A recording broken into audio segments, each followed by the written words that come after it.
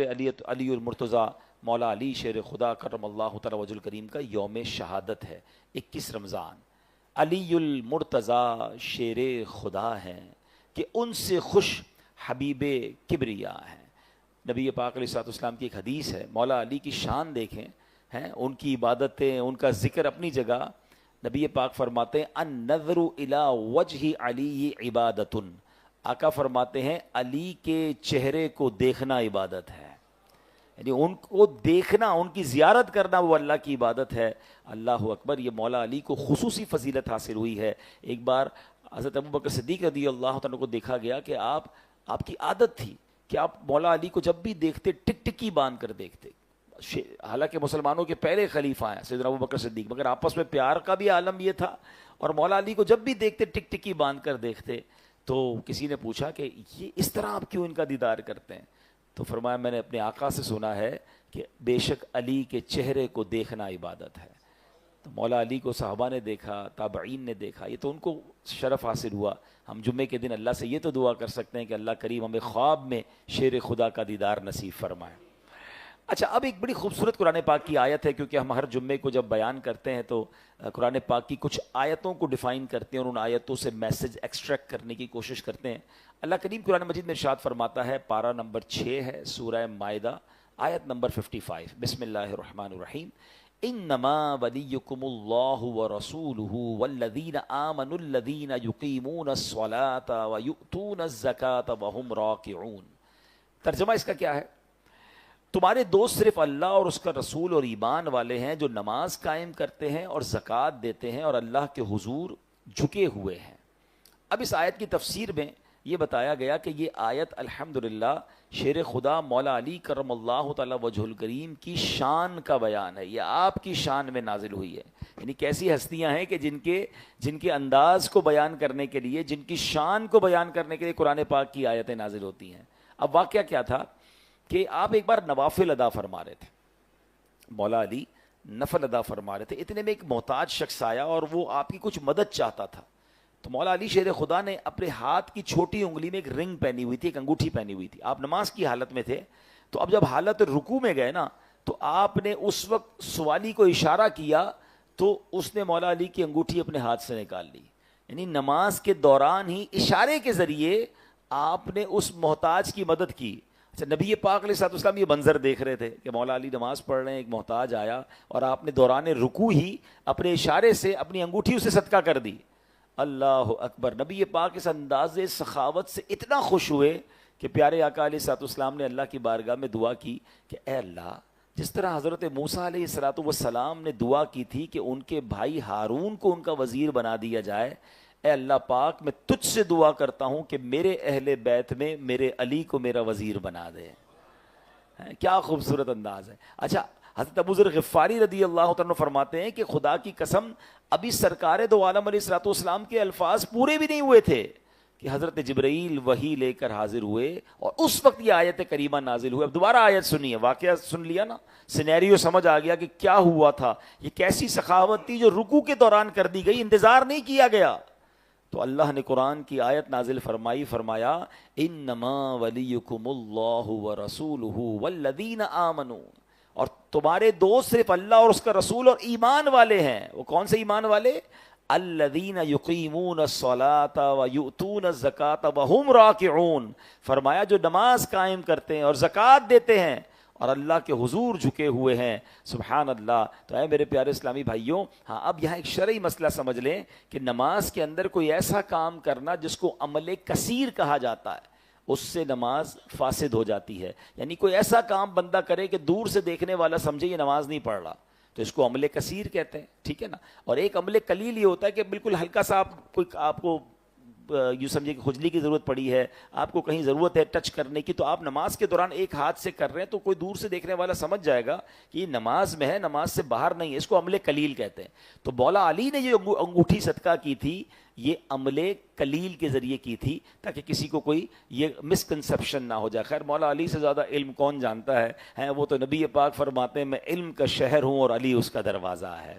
سبحان اللہ۔ اچھا، مولا علی کے بارے میں جو یہ ارشاد ہوا نا، آپ کو ولی بھی کہا گیا۔ قرآن کہہ رہا ہے انما ولیکم، اور تمہارے دوست صرف، سبحان اللہ، لفظ ولی کے کئی معنی ہیں، مگر علماء کرام فرماتے ہیں اس آیت میں لفظ ولی کے 2 معنی مراد لیے جا سکتے ہیں۔ نمبر 1 مددگار، نمبر 2 محبوب، پیارا دوست۔ سبحان اللہ، آیت کریمہ کا معنی کیا ہوگا؟ اے ایمان والو، اللہ پاک، اس کے پیارے رسول علیہ الصلوۃ والسلام اور نماز قائم کرنے والے، زکوٰۃ دینے والے، رکوع کرنے والے، سیرت اور کامل مسلمان، بالخصوص حضرت مولا علی تمہارے محبوب بھی ہیں، تمہارے مددگار بھی ہیں۔ یہ قرآن کی آیت سے ہمیں سب ثابت ہو رہا ہے۔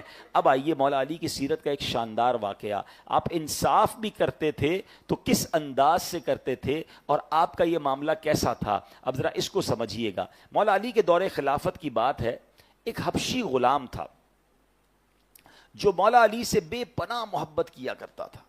شامت اعمال اس کی یہ آئی کہ اس نے ایک بار چوری کر لی۔ اب ذرا غور کیجئے گا، آپ کا غلام بھی ہے، ویری کلوز ٹو ہم، پیار بھی بڑی، محبت بھی بڑی کرتا ہے، مگر غلطی ہو گئی، اس سے چوری ہو گئی۔ اب مولا علی تو مولا علی ہیں، دربار خلافت میں جب پیش کیا گیا تو غلام اگرچہ غلطی کر بیٹھا تھا، غلطی پر وہ اڑا بھی نہیں، چپ چاپ اس نے جرم کا اقرار کیا۔ اب مولا علی تو شریعت کو نافذ کرنے والے تھے نا، ہمارے یہاں تو قانون کے تقاضے اور ہیں، اپنوں کے لیے اور ہیں، غیروں کے لیے اور ہیں، امیروں کے لیے ہمارے وطن میں قانون بعض اوقات اور نافذ ہو جاتا ہے، غریبوں کے لیے اور ہو جاتا ہے۔ یہ اسلام نہیں ہے، اسلام سب کے لیے برابری کا حکم دیتا ہے۔ اللہ کرے کہ یہ مساوات اور یہ جسٹیفیکیشن جو ہے ہمارے یہاں بھی آئے، کہ جو قانون ہے اس پر پراپر غریب امیر سب کے لیے ایک ہو۔ مولا علی کا خاص غلام، آپ سے محبت کرنے والا، ہو گئی چوری، اور جب پوچھا گیا تو کہا ہاں میں نے غلطی کر لی ہے، ہو گئی مجھ سے غلطی۔ تو مولا علی شیر خدا نے حکم دیا کہ اس کے ہاتھ کاٹ دیے جائیں۔ ہاتھ کاٹ دیے گئے۔ اب سنیے گا، اب وہ غلام کٹے ہوئے ہاتھ کے ساتھ واپس جا رہا ہے۔ اچھا، یہ واقعہ تفسیر کبیر میں موجود ہے، یاد رکھیے گا، تفسیر قرآن کے ضمن میں یہ واقعہ لکھا ہوا ہے۔ وہ ہاتھ اس کا کاٹ دیا گیا۔ جب وہ ہاتھ کٹوا کر غلام واپس جا رہا ہے، کٹا ہوا ہاتھ بھی ساتھ ہے اس کے، ٹھیک ہے نا۔ اب تکلیف کا عالم سوچیں، شرمندگی کا عالم سوچیں، ساری دنیا کو پتہ چل جائے گا کہ ہاتھ کٹا ہوا، اٹ مینز چوری کی ہے۔ سلمان فارسی رضی اللہ عنہ راستے میں مل گئے، اور ابن قوا رحمۃ اللہ تعالی، 2 بزرگ تھے، تو انہوں نے پوچھا کہ تمہارا ہاتھ کس نے کاٹ دیا؟ تو بڑے ادب سے کہتا ہے امیر المومنین یعصوب المسلمین، یعنی مسلمانوں کے رئیس اعظم مولا علی شیر خدا نے ان کے حکم سے میرا ہاتھ کٹایا۔ تو غلام نے جب اتنے ادب سے نام لیا تو بزرگ نے پوچھا کمال کی بات ہے، تمہارا ہاتھ کاٹ دیا ہے اور تم اتنا ادب کر رہے ہو ان کا، اتنی رسپیکٹ۔ یہ ہے انصاف۔ جب سب کے لیے انصاف ہونا تو پھر غصہ نہیں آتا۔ اب سنو وہ غلام کیا کہتا ہے، وہ کہتا ہے میں ان کی تعریف کیوں نہ کروں، انہوں نے حق ہی تو کیا ہے، حق بات پر ہی میرا ہاتھ کاٹا ہے نا، اور مجھے عذاب جہنم سے بچا لیا، مجھے دنیا میں سزا دے دی ورنہ جہنم میں عذاب ہونا تھا۔ سیدنا سلمان فارسی نے جب یہ باتیں سنی تو سارا ماجرا مولا علی کو جا کر عرض کیا کہ حضور آپ کا غلام تو کمال ہے، آپ نے اس کا ہاتھ کٹوا دیا، وہ باہر جا کر بھی آپ کو دعائیں دے رہا ہے، وہ باہر جا کر بھی آپ کو اتنے زبردست الفاظ میں یاد کر رہا ہے، سبحان اللہ۔ تو مولا علی شیر خدا نے پھر اس کو بلوایا، اس کا کٹا ہوا ہاتھ بھی ساتھ تھا۔ اللہ اکبر، آپ اللہ کی عطا سے ولایت کے اس مرتبے پر فائز ہیں۔ علماء کہتے ہیں آج بھی کسی کو ولایت ملتی ہے تو مولا علی کے در سے ملتی ہے۔ اب مولا علی نے کیا کیا، اس کٹے ہوئے بازو کو جوڑ دیا، اس کے اوپر اپنا رومال ڈالا، کچھ پڑھنا شروع کیا، اور جب کپڑا ہٹایا تو غلام کا ہاتھ بھی جڑا ہوا ہے، اور ایسا جڑا ہے جیسے کبھی کٹا ہی نہیں ہے۔ تو یہ اللہ والوں کی شان ہوتی ہے، مولا علی شیر خدا، سبحان اللہ۔ لیکن یہاں خوبصورت بات سیکھنے کو یہ مل رہی ہے کہ پہلے کے لوگوں کی تربیت کا عالم کیا تھا، اسلام کے احکام پر عمل کرنے کا جذبہ کیسا تھا۔ سزا ملی، ہاتھ کاٹ دیا گیا، مگر انہوں نے مولا علی کو برا بھلا نہ کہا، کہا انہوں نے فیصلہ حق پر کیا ہے، انصاف پر کیا ہے، غلطی میری تھی، مجھے یہ سزا ملنی چاہیے تھی۔ تو یہ اسلام کی خوبصورت مثالیں اس زمانے میں ہوا کرتی کہ غلام بھی اس طرح تربیت یافتہ ہوا کرتے تھے۔ اور آج کیا ہوتا ہے، آج ہمیں کوئی استاد تھوڑا سا ڈانٹ دے، ہمارا ٹیچر ہمیں کوئی سزا دے دے، آج ہمیں جناب ہماری آفس کے اندر ہماری غلطی پر ہی ہماری تنخواہ کاٹ لی جائے، ہمارے لیٹ آنے پر جناب ہمیں کچھ سرزنش کی جائے، تو الٹا اپنی غلطی ماننے کے بجائے اپنے باس کو، اپنے ٹیچر کو، اب بعض اوقات میں نہیں کہتا سارے پولیس والے ٹھیک ہیں، مگر سارے غلط بھی نہیں ہوتے۔ اب ہم نے خود جناب ہیلمٹ نہیں پہنا، یا ہم نے خود جناب اپنی گاڑی میں سگنل توڑا، یا ہم نے وہ قانون توڑا جو نہیں توڑنا چاہیے تھا، اب ہمیں روک کر کوئی چالان کرتا ہے یا ہمیں جناب اس کی کوئی پنشمنٹ ہوتی ہے، تو اب جناب اپنی غلطی ماننے کی بجائے جس نے پنش کیا اس کو برا بھلا کہہ رہے ہوتے ہیں، تو یہ طریقہ درست نہیں ہے۔ اور یاد رکھیے جب تک ہم اپنی غلطی نہیں مانیں گے نا ہماری عادت بہتر نہیں ہوگی۔ ہم قانون کو ہی برا بھلا کہتے رہتے ہیں، اچھا ہمارے یہاں لوگ کہتے ہیں سبھی تو توڑ رہے ہیں سگنل، سبھی تو غلط کام کر رہے ہیں۔ اگر یہی کرنا ہے تو پھر معاملہ کیسے ٹھیک ہوگا؟ آپ میں سے بہت سارے لوگ انٹرنیشنل ٹریول کرتے ہیں، ارے 1.5-2 گھنٹے کے بعد ملک بدل جاتا ہے، ادھر جائیں تو سارا انداز ہی بدل جاتا ہے۔ رات 3 بجے بھی لوگ سگنل پر کھڑے ہیں، کیوں کھڑے ہیں؟ کہ کیمرہ دیکھ رہا ہے۔ ویسے میں آپ کو ایک اور بات بتاؤں کہ جتنا ہم بیرون ملک میں جا کے قانون کی پاسداری کرتے ہیں نا کہ کوئی دیکھے نہ دیکھے، کیمرہ دیکھ رہا ہے، جناب ہم نے روڈ کراس دیکھ کے کرنا ہے، ہم نے سگنل کو دیکھ کے کراس کرنا ہے، اسپیڈ لمٹ پہ غور کرنا ہے، کیمرے لگے ہوئے ہیں۔ اس میں ایک آخرت کی یاد بھی ہے، اللہ کرے کہ سمجھ آ جائے۔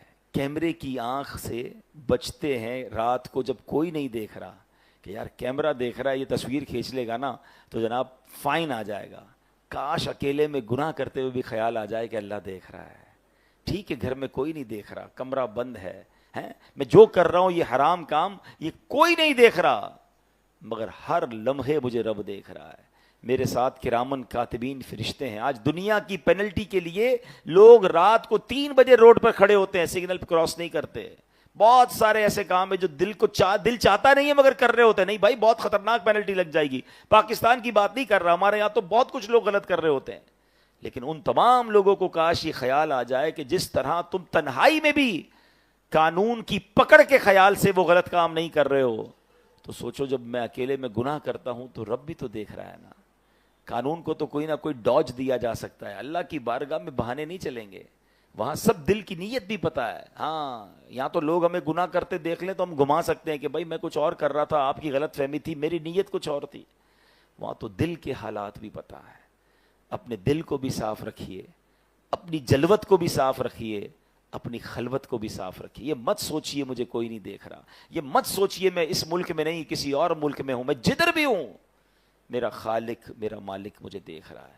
آگے چلتے ہیں، مولا علی شیر خدا کرم اللہ تعالی وجہ الکریم کی بات ہے کہ مولا علی شیر خدا ایک جگہ فرماتے ہیں، مسلم شریف کی حدیث ہے اور خود مولا علی راوی ہیں اس کے، فرماتے ہیں مجھے اس ذات کی قسم جو دانے کو پھاڑتی یعنی دانے سے درخت نکالتی ہے اور جس نے روح کو پیدا کیا، بے شک میرے آقا مدینے والے مصطفیٰ صلی اللہ تعالی علیہ وسلم کا مجھ سے وعدہ ہے، اللہ یحبنی الا مؤمن ولا یبغضنی الا منافق، فرمایا مجھ سے محبت نہیں رکھے گا مگر مومن اور مجھ سے دشمنی نہیں رکھے گا مگر منافق۔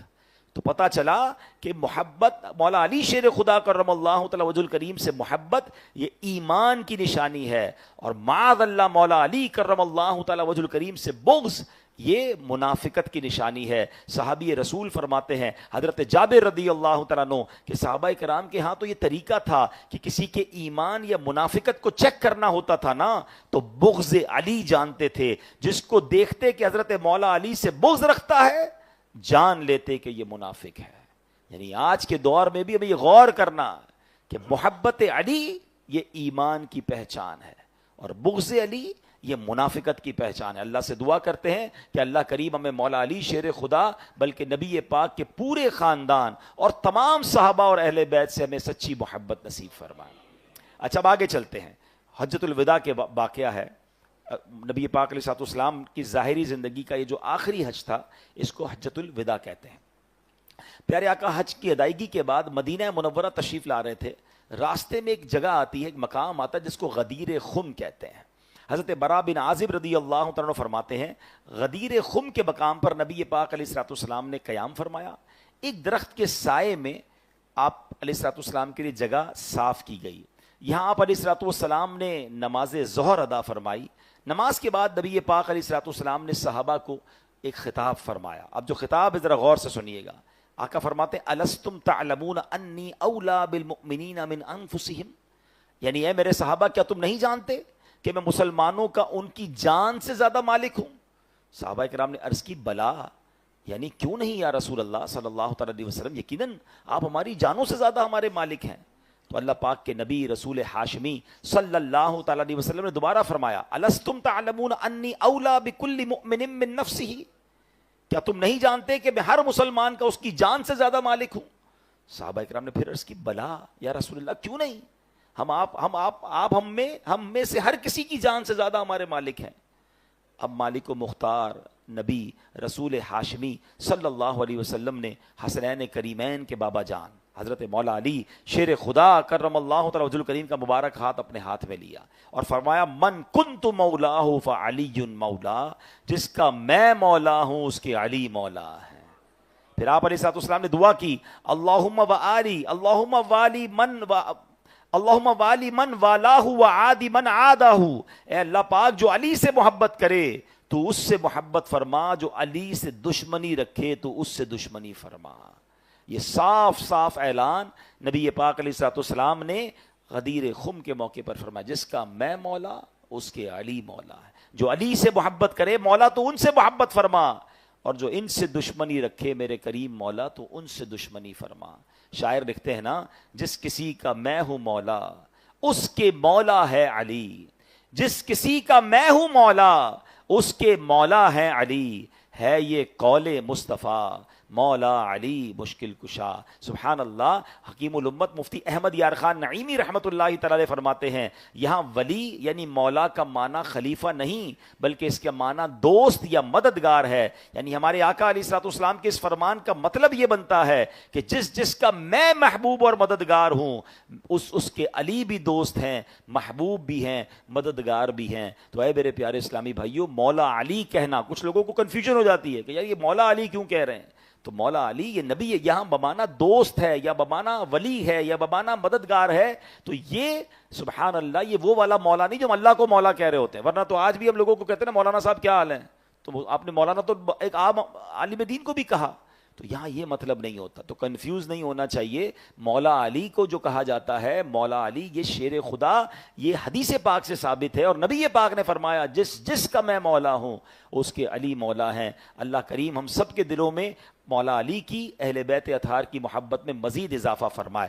مولا علی شیر خدا کرم اللہ تعالی وجہ الکریم کی نماز سے محبت کا عالم کیسا تھا اور آپ کس طرح عبادت کیا کرتے تھے۔ ایک مرتبہ مولا علی کی پنڈلی میں تیر لگ گیا، آپ بہت زبردست بہادر تھے، لڑائی جنگ میں شرکت کرتے تھے، غزوے میں شرکت کرتے تھے، تو آپ کی پنڈلی سے تیر نکالا نہیں جا سکتا تھا۔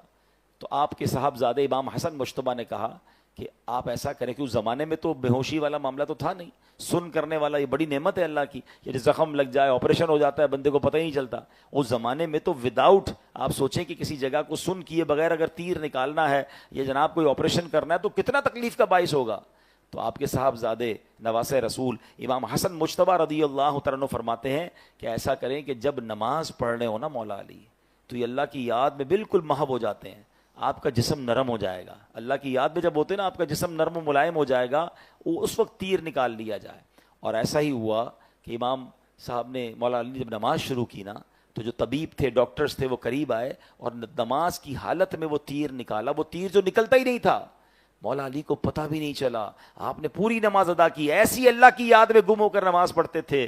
جب نماز پڑھ کے فارغ ہوئے تو لوگوں نے کہا کہ حضور اب اپنی نماز دہرا لیجئے، آپ کی پنڈلی سے خون نکل رہا ہے۔ آپ نے حیرانی سے کہا یہ کب ہوا، مجھے تو پتہ ہی نہیں چلا کہ تم نے نماز کے دوران وہ تیر بھی نکال لیا ہے۔ اللہ والے ایسے نماز پڑھتے تھے۔ آج ہماری نمازوں کا عالم کیا، ہم نماز پڑھیں تو ہمیں تو یہ پتہ ہی نہیں ہوتا۔ کبھی ٹیسٹ کیا کریں اپنا، امام صاحب سلام پھیرے نا، شاید آج ہو سکتا ہے میں کہہ رہا ہوں تو اب یاد کر لیں گے، ورنہ جب بھی نماز سے فارغ ہوں اپنے آپ سے ایک سوال کریں کہ آج امام صاحب نے نماز میں پڑھا سورت کون سی پڑھی تھی، تو سلام پھیرتے ہی یاد نہیں ہوتا، بعد کی تو بعد کی بات ہے۔ یہ ہمارا حال ہے، ہمارا دماغ کہیں اور ہوتا ہے۔ اللہ مولا علی شیر خدا کے صدقے ہمیں توجہ کے ساتھ خشوع و خضوع کے ساتھ نماز پڑھنے کی توفیق عطا فرمائے۔ نماز میں خشوع و خضوع کے چند ٹپس بھی دے دیتا ہوں۔ کچھ لوگ کہتے ہیں یار نماز میں دل نہیں لگتا، خیال کہیں اور ہوتا ہے، دھیان کو جو چیزیں بھول جاتے ہیں ساری نماز میں یاد آ رہی ہوتی ہیں، کیونکہ نماز میں ہی دماغ کو کچھ سوچنے کا موقع ملتا ہے۔ تو نماز میں رہنا ہے نا۔ تو علماء فرماتے ہیں کہ پہلا تو یہ کریں کہ نماز میں توجہ ہٹانے والی جتنی چیزیں ہونا وہ سب ہٹا دینی چاہیے۔ مثلاً نقش و نگار والی کوئی دیوار ہو نا، اس کے سامنے نماز نہیں پڑھنا چاہیے، ورنہ بندہ اس کے نقش و نگار میں گم ہو جاتا ہے۔ موبائل فون یا تو بند کر دیا کریں یا سائلنٹ کر دیا کریں۔ کچھ لوگ وائبریٹ رکھتے ہیں، وہ نماز میں بھی یاد دلا رہا ہوتا ہے کچھ آ رہا ہے، جب ہلتا رہے گا تو آپ کو لگے گا کچھ آ رہا ہے، پھر دھیان اس طرف ہے، یا تو دور کر دیں اپنے آپ سے، یا سائلنٹ کر دیں یا آف کر دیں۔ پھر گرمی لگ رہی ہے تو پنکھا وغیرہ چلا لیں، اللہ نے نوازا ہے اور آپ اے سی کی ضرورت محسوس کرتے ہیں تو اے سی چلا لیں، اپنے آپ کو ریلیکس موڈ میں رکھیں کہ اب مجھے نماز میں گرمی نہ لگے۔ اسی طرح فرمائے کہ سردی ہو تو گرم چادر وغیرہ اوڑھ لیں، یا گھر میں ہیٹر وغیرہ ہو تو وہ لگا لیں۔ کھایا پیا نہیں ہے ابھی تو روزہ، اس کے علاوہ نماز میں اگر آپ کو بہت پیاس لگ رہی ہے، واش روم جانے کی حاجت ہے تو فری ہو جائیں، پانی پی لیں، کھانا کھا لیں، آپ کو واش روم جانا ہے فری ہو جائیں، تاکہ نماز میں آپ کو کوئی چیز ڈی فوکس نہ کرے، آپ کا فوکس نماز میں رہے۔ ایک اور طریقہ نماز میں دل لگانے کا یہ ہے کہ آپ نماز کے معنی کو سمجھ لیں۔ میں مشورہ دیا کرتا ہوں، دوبارہ عرض کر دیتا ہوں کہ آخری پارہ جو ہے نا، 30واں پارہ، کم از کم اس کو ترجمے اور تفسیر کے ساتھ 2-3 بار پڑھ لیں۔ سورہ فاتحہ کا ترجمہ اور تفسیر پڑھ لیں، اور چند مشہور مزید صورتوں کو ایڈ آن کر لیں تو اور اچھا ہے۔ سورہ رحمان ہے، سورہ ملک ہے، سورہ یاسین ہے۔ اس کا فائدہ یہ ہوگا کہ نارملی امام صاحبان بھی اور ہم خود بھی نماز میں انہی صورتوں میں سے کسی آیتوں کی یا صورتوں کی تلاوت کر رہے ہوتے ہیں، تو جب معنی ذہن میں ہوگا کہ امام صاحب کیا پڑھ رہے ہیں تو آپ پھر نماز میں شامل رہیں گے، اور انشاءاللہ نماز میں دل لگا رہے گا۔ اللہ ہمیں خشوع و خضوع کے ساتھ نماز پڑھنے کی توفیق عطا فرمائے۔ مولا علی شیر خدا کیسے سخی تھے، آپ کی باتیں تو اتنی ہیں کہ میں انشاءاللہ یہ بھی میں بتا دوں کہ آج رات چونکہ 21ویں شب ہے، تو آج رات سے ہماری اسی مسجد میں 5 طاق راتوں میں انشاءاللہ عز و جل اجتماع ذکر و نعت ہوگا، اور اس کا انداز یہ ہوگا کہ روزانہ 11:30 بجے صلاۃ التسبیح کی نماز با جماعت ادا کی جائے گی، اور انشاءاللہ 12 بجے کے قریب یہاں بیان شروع ہو جائے گا، اور 5 راتوں میں ڈفرنٹ ٹاپکس پر بیانات ہوں گے، جو سوشل میڈیا پہ ہم نے ٹاپکس بھی دے دیے ہیں۔ انشاءاللہ 5 بیانات میں میری انشاءاللہ حاضری ہوگی یہاں پر، ہمارے ساتھ مل کر طاق رات منائیں، اور پھر انشاءاللہ 1 بجے کے قریب یہاں دعا ہوا کرے گی، اور انشاءاللہ ہم اجتماع سے فارغ ہو جائے کریں گے۔ تو بہرحال آج رات بھی آپ آئیں تو مولا علی کی باتیں بھی ہوں گی، اور آج رات انشاءاللہ لیلۃ القدر کی بھی جو فضیلتیں ہیں وہ بھی انشاءاللہ ہم تفصیل سے بیان کریں گے۔ تو مولا علی کی سخاوت کا عالم کیا تھا کہ ایک مرتبہ مولا علی کے پاس 4 درہم تھے، آپ نے 4 درہم اللہ کی راہ میں صدقہ کیے۔ اس کا انداز یوں اپنایا کہ 1 درہم دن کے وقت میں صدقہ کیا، 1 رات کے وقت میں کیا، 1 درہم چھپا کے صدقہ کیا، 1 درہم لوگوں کے سامنے صدقہ کیا۔ یعنی صدقہ کرنے کے جتنے انداز بن سکتے تھے نا، آپ نے وہ سارے انداز اپنائے۔ اللہ کریم کو مولا علی شیر خدا کی ادا اتنی پسند آئی کہ قرآن پاک کی ایک اور آیت نازل ہو گئی۔ یہ کیسی ہستیاں تھیں کہ جن کے اعمال پر قرآن نازل ہوتا تھا۔ یعنی آپ قرآن کی آیت نازل ہونے کا مطلب سمجھتے ہیں؟ قیامت تک قرآن نے پڑھا جانا ہے، کروڑوں لوگوں اربوں لوگوں نے پڑھنا ہے۔ جو یہ آیت پڑھے گا وہ گویا مولا علی کی سخاوت کا بیان کر رہا ہے، ان کا ذکر ہوتا رہے گا نمازوں میں، خطبوں میں، تلاوتوں میں، تراویحوں میں۔ جس کی شان اور جس کے بارے میں قرآن میں ذکر ہو گیا، اللہ اکبر، ان کے مرتبوں کا عالم کیا ہوگا۔ قرآن میں کیا فرمایا؟ الذین ينفقون اموالهم باللیل والنہار سرا وعلانیۃ فلہم اجرہم عند ربہم ولا خوف علیہم ولا ہم یحزنون۔ آسان ترجمہ قرآن کنز العرفان، وہ لوگ جو رات میں اور دن میں پوشیدہ اور اعلانیہ اپنے مال خیرات کرتے ہیں، ان کے لیے ان کا اجر ان کے رب کے پاس ہے، ان پر نہ کوئی خوف ہوگا اور نہ وہ غمگین ہوں گے۔ مولا علی کا صدقہ کس قدر انداز میں قبول ہوا کہ اللہ نے یہ بھی بتایا کہ اعلانیہ کرتے ہیں، چھپ کر کرتے ہیں، دن میں کرتے ہیں، رات میں کرتے ہیں۔ چلیں آج نیکوں کی نقل بھی اچھی ہے، آپ بھی کوئی ایسا کام پلان کر لیں کہ کوئی صدقہ میں دن میں کروں، کوئی صدقہ میں رات میں کروں، کوئی صدقہ میں اعلانیہ کروں اور کوئی صدقہ میں چھپا کے کروں، اور اللہ سے یہ عرض کروں مولا میں ناقص، میرا عمل ناقص، ان مقبولین کے صدقے مولا میرا یہ عمل قبول فرما لے۔ اور رمضان تو ویسے بھی اللہ کی راہ میں خرچ کرنے کا مہینہ ہے، اور سبحان اللہ جو لوگ صدقہ کرتے ہیں ان کے بارے میں آتا ہے، نبی پاک علیہ الصلوۃ والسلام کا فرمان ہے، ہر شخص بروز قیامت اپنے صدقے کے سائے میں ہوگا یہاں تک کہ لوگوں کے درمیان فیصلہ فرما دیا جائے۔ حضرت یزید بن ابو حبیب رحمۃ اللہ تعالی سے مروی ہے کہ حضرت مرثد بن ابو عبداللہ اہل مصر میں وہ پہلے شخص تھے جو شام کے وقت مسجد جایا کرتے تھے۔ ان کا انداز تھا جب بھی مسجد کی طرف جاتے ہاتھ میں کوئی تھیلی ہوتی تھی، کبھی پیسے ہوتے، کبھی روٹی ہوتی، جاتے جاتے کچھ نہ کچھ صدقہ روز کیا کرتے۔ تو ایک بار ہاتھ میں دیکھا پیاز لے کے جا رہے ہیں، تو کسی نے کہا حضرت یہ کیا کیا، صرف پیاز لے کر آئے ہیں؟ تو فرمایا یہ تو آپ کے کپڑوں کو بدبو نبودار کر دے گی. کہتے ہیں اے میرے بیٹے، میرے پاس صدقہ کرنے کے لیے گھر میں اس کے سوا کچھ نہیں تھا. میں نے اپنے آقا علیہ الصلوۃ والسلام سے سنا ہے کہ مومن کا دیا ہوا صدقہ بروز قیامت اس پر سایہ ہوگا. بس میں حدیث پر عمل کرنے کے لیے آج پیاز ہی لے کر آ گیا ہوں.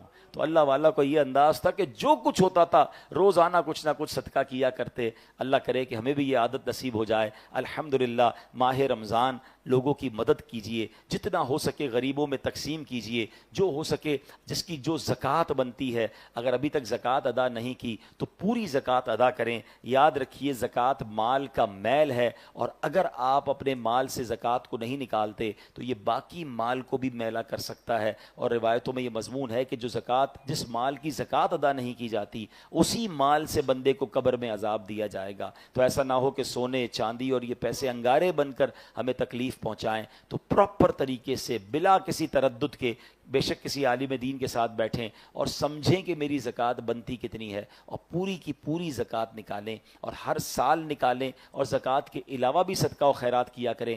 زکوٰۃ دیتے وقت سب سے پہلا حق آپ کے اپنے غریب رشتہ داروں کا ہے. آپ نے اپنے غریب ملازمین کو دیکھیں اور ان کو ضرور ان کی سپورٹ کریں تاکہ مسلمانوں کی تکلیف دور ہو. اور اس کے بعد میری گزارش ہے کہ دعوت اسلامی جو دنیا کے 150 سے زائد ممالک میں دین متین کی خدمت کر رہی ہے اس کا ساتھ دیں، اور اپنی زکوٰۃ میں اپنے ڈونیشن میں اس کا بھی حصہ دیں. دعوت اسلامی DHA میں کتنے بڑے پیمانے پر کام کر رہی ہے. جو اس مسجد کے پراپر نمازی ہیں انہیں پتہ ہے ماشاءاللہ 2 جمعے یہاں ہوتے ہیں اور دونوں جمعوں میں ماشاءاللہ پبلک اب روڈ پہ ہوتی ہے. اور اب آہستہ آہستہ ڈیفینس کے تقریباً ہر فیز میں دعوت اسلامی کا مرکز جو ہے وہ بنتا چلا جا رہا ہے. اللہ اس میں اور ترقیاں عطا فرمائے.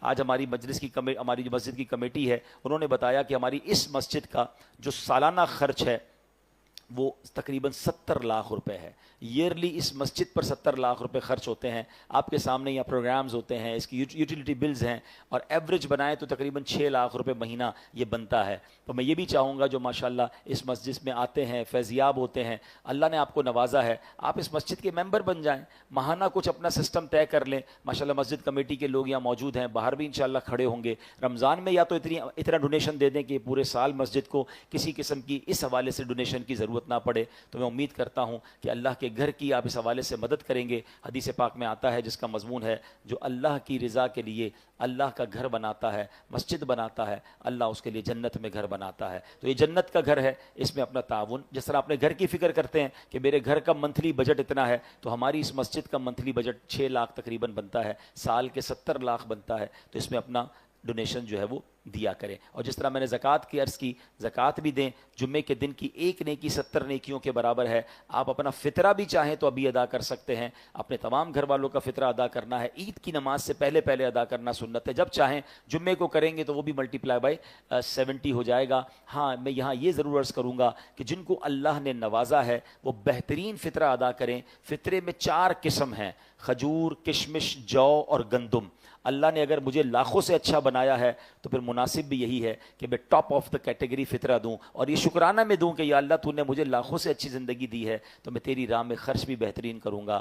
اللہ کریم اپنی راہ میں دل کھول کر ہمیں خرچ کرنے کی توفیق عطا فرمائے. آمین بجاہ النبی.